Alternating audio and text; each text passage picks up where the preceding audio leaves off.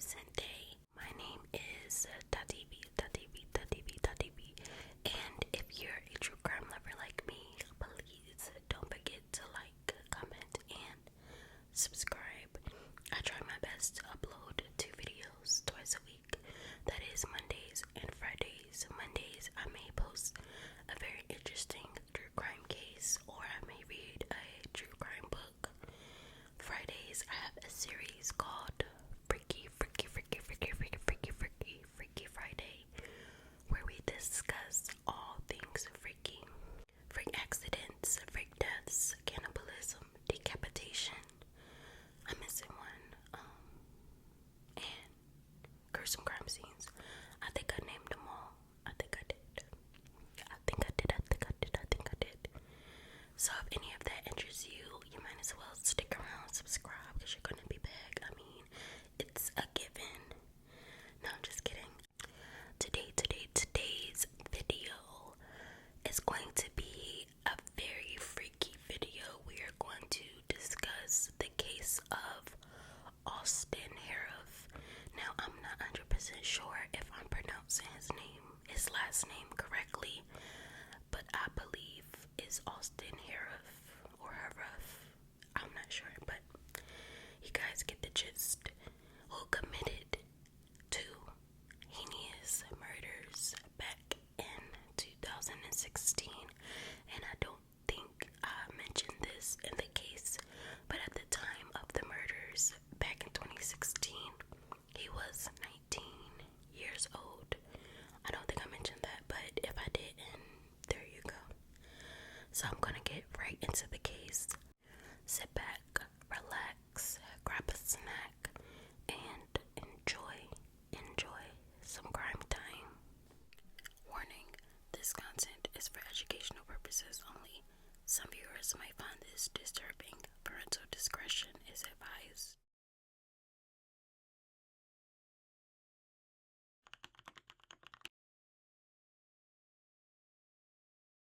Austin Harrouff was born on December 21st, 1996 in Palm Beach Garden to parents Wade and Mina Harrouff. He was the youngest of an older sister named Haley and the son of a pharmacist and a dentist. Austin's parents would fight a lot. Austin stated that his father would yell and scream at his mother. They divorced in 2010 when he was about 13 years old. Him and his sister primarily lived with their mother Mina, but they often visited their father. As Austin got older, his relationship with his father began to improve, and he got along with his stepmother. Austin attended Suncoast Community High School in Rivera Beach. His grades were never under a grade C. He stated that his favorite subject in school was science because it never stops, even though he wasn't good at it yet. He played for his high school's football team for all 4 years of high school, and he joined the wrestling team his sophomore year. He took some classes that led to college credits through a program called the IB program. His courses included biology, chemistry, statistics, and math analysis. Austin had plans to enroll in pre-med in hopes of earning his doctorate degree at a 4-year university. He took the college prep benchmarks to improve his test scores. During the summer after he graduated from high school, he took classes at the Palm Beach State College. After summer, he enrolled in Florida State University. His freshman year, he had a 3.3 GPA.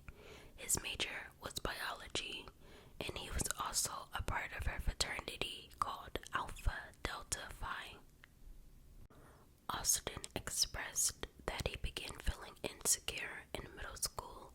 He oftentimes felt denied by his peers. His insecurities led into his college years and ultimately got worse.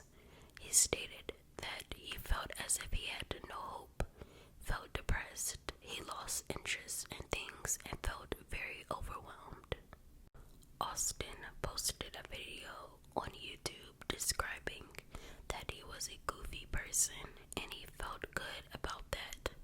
He stated that he wanted to dye his hair blue and he wanted to purchase a gold chain to make him look good.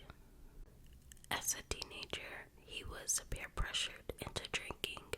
He stated that it calmed his nerves. He was a shy kid and it took the edge off. This led to him drinking 3 times per week, and he usually blacked out. He would not know how much he tolerated, and he would wake up without knowing how he got there. Around this time is when he experimented with marijuana, which is what he smoked a couple of times per month. He also experimented with the substances like Vibaness and Adderall, which helped keep focus and gave him an uplifting feeling. He also tried drugs such as shrooms, LSD, Molly, and Xanax. Austin's mental health began declining during the summertime while he was on summer break. He began acting extremely strange and paranoid. He told his parents that their house was haunted and even went as far as moving his bed from his bedroom into the garage. He would not sleep. He had an obsession of helping people. His friends believed that he was using marijuana to help him sleep. He said that he had a demon following him named Daniel. He told his mother that he had superhuman powers. He told his family members that he was half human and half horse. He would Google questions such as, "Am I crazy? I think I am going crazy. Am I? Why is it okay to overthink things?" His thoughts and actions were taken over by depression and anxiety, but it was a lot darker than what people thought. Before his erratic behavior, his family and friends described him as being extremely nice, funny, goofy, a gentle person, and he cared a lot about people. They stated that something drastically went wrong.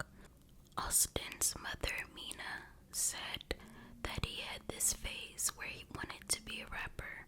He wrote songs and poems that his mother described as disgusting. He covered songs such as Hound Dog and Let It Be. Austin expressed many times that he wanted to be a good human being. He wrote in his journal that he wanted to become more confident and social.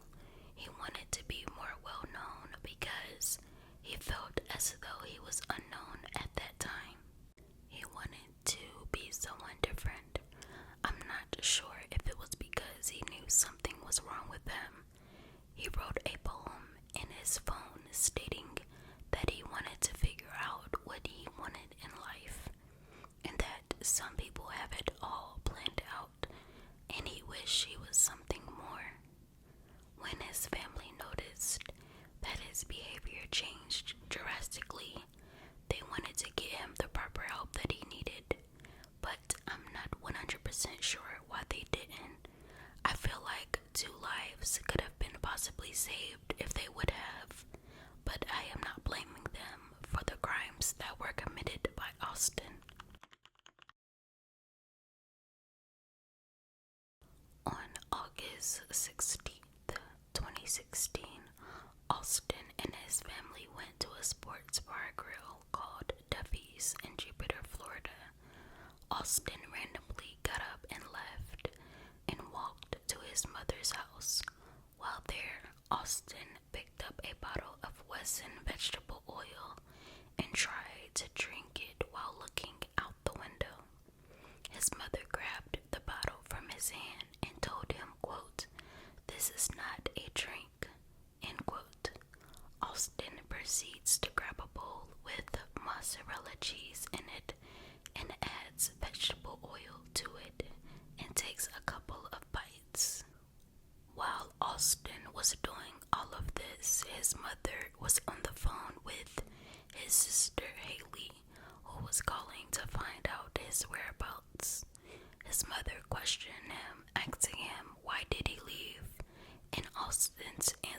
was because he didn't want to wait for the food. Mina drove her son back to the restaurant.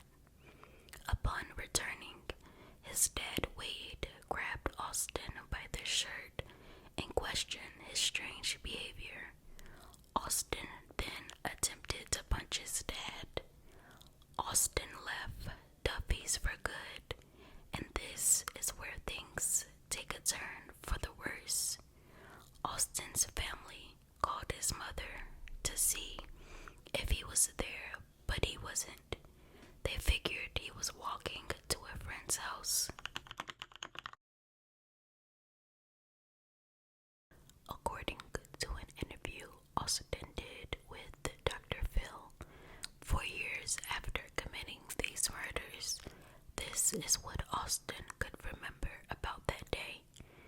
After he left Duffy's, he walked 4 miles. While on his journey, he recalled seeing Daniel the demon. Austin always talked about how it would follow him. Walking turned into running, and he began stripping his clothes off to escape this demon. He ran until he came across 59-year-old John Stevens and 53-year-old Michelle Mishkon's home.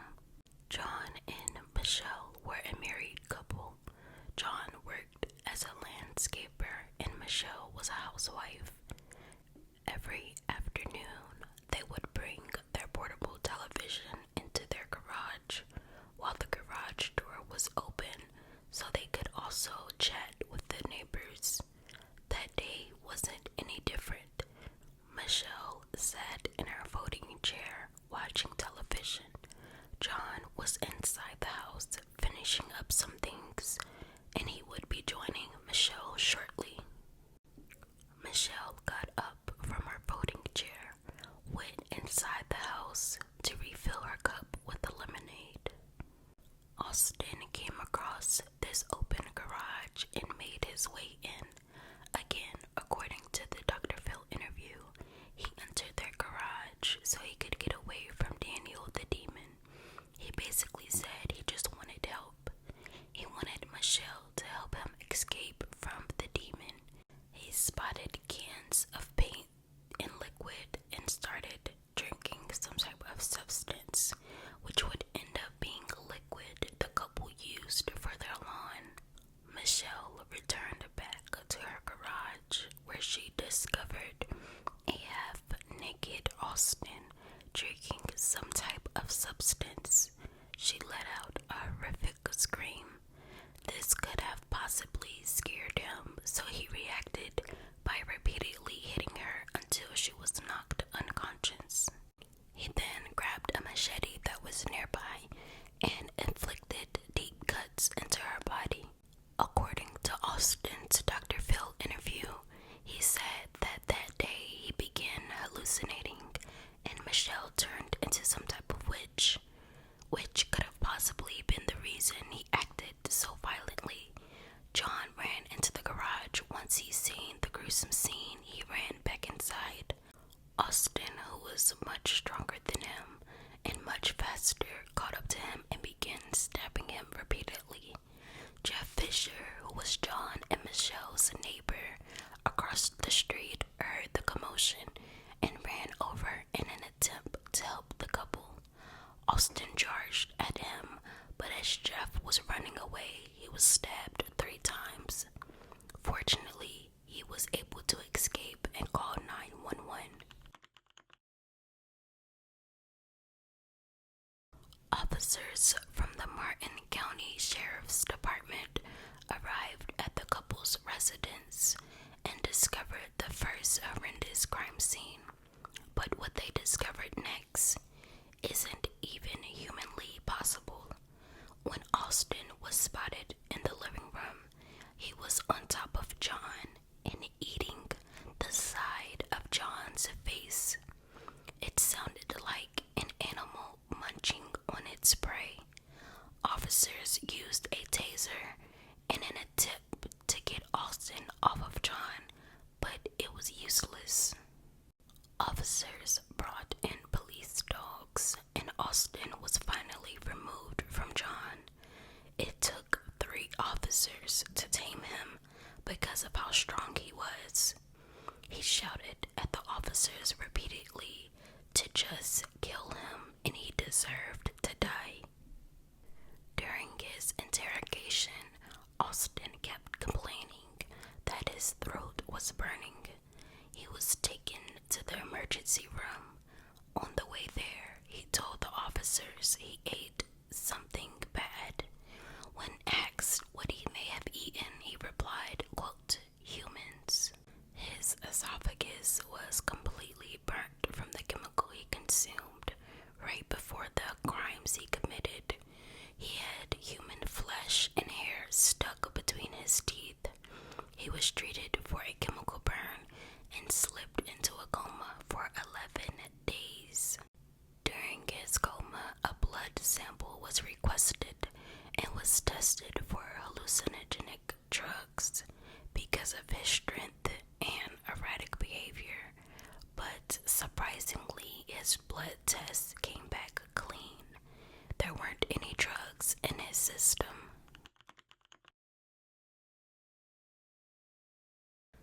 Now let's talk a little bit about this interview. I will also link this down below in the description box. Dr. Phil asked Austin questions that we were all wanting to know. He asked Austin how did he feel about what he had done. Austin replied, quote, I felt terrible, and I really don't have words to explain how I feel. It's like a nightmare, end quote. Dr. Phil asked him, did he think about what he had done? He replied, quote, it's the hardest thing I've ever gone through. I never imagined this would ever happen, and I'm deeply sorry to the family affected. I hope something like this never happens again. I didn't ever want to consciously do something like this. I never planned it. I didn't want to do it, and I don't know what to say, end quote. And the last prominent question that was asked was, what would you say to the victim's family if they were watching this? He replied, quote, I'm sorry for their loss, and I hope that you can all find it in your hearts to forgive me. And I am so sorry, and I never wanted this to happen, end quote. Austin Harrouff's trial was originally set for June 17th, 2019. He had a status hearing on March 5th, 2020. Several of his family members and the victim's family members attended the hearing. There was a lot of back and forth, so I am going to sum it up as best as I can. After a 5-hour mental evaluation, it was determined that he met the criteria for legal insanity, and they will use the insanity defense at his trial. Austin's attorneys argued that he suffered from mental health issues that went undiagnosed. He was charged with 2 counts of first-degree murder, attempted murder for injuring the neighbor, and burglary of a dwelling with assault, aka assault. I believe if Austin could take back what he has done, I think he would. He was in a really bad place in his life, and he wasn't getting the proper help that he needed.